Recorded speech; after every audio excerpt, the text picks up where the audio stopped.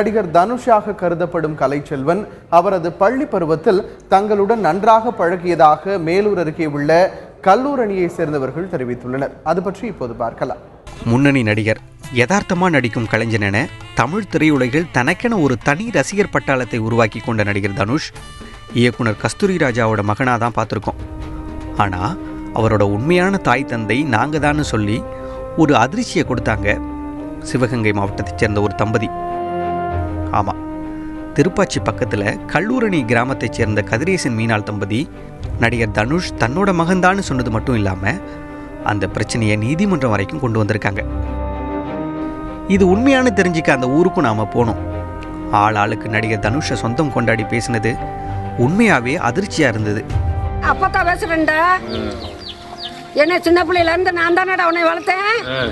பக்கத்து வீட்டில் என் பேரந்தேன் காண்டு கம்மையில் மீனை பிடிச்சாந்து அவர் எங்கள் வீட்டில் தூக்கி கொண்டு கூழை மீன் குழம்பு ஊற்றி கூழெல்லாம் ஊட்டினான். அவர் இப்போ தனுசுன்னு பட்டம் எடுத்துட்டாரு. எங்களுக்கு பெருமைதே. இருந்தாலும் அவரை பார்க்கணும்னு ரொம்ப அவதிப்பட்டுக்கிட்டு இருக்கேன். தங்களோட மகன் கலைச்செல்வன் 6 வயசு வரைக்கும் வீட்டில் இருந்து படித்து வந்ததாகவும் அதன் பிறகு ஹாஸ்டலில் தங்கி படித்ததாகவும் 11ஆம் வகுப்பு படிக்கும்போது தான் படிக்க பிடிக்காமல் வீட்டை விட்டு போனதாகவும் சொல்கிறாங்க கதிரேசன் மீனாள் தம்பதி. அவர் தான் இன்னைக்கு நடிகர் தனுஷா உயர்ந்திருக்கிறதாவும் நம்புகிறாங்க.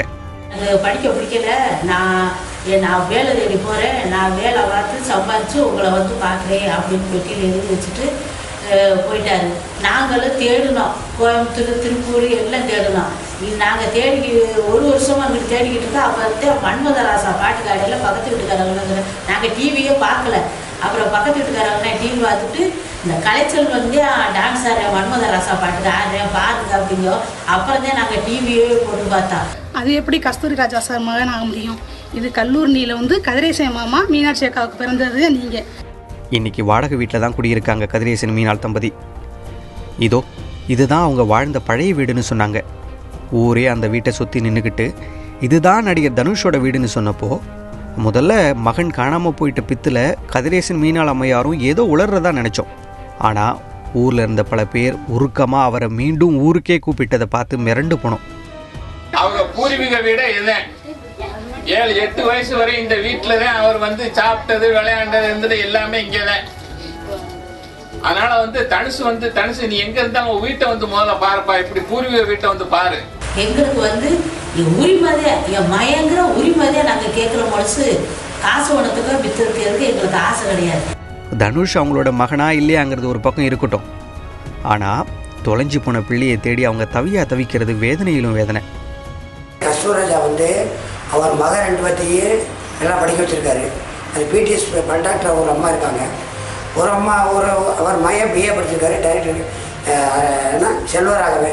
இவர் மட்டும் எப்படி 10வது படித்தார், ஏன் 10வது மேலே படிக்க வைக்கலையா?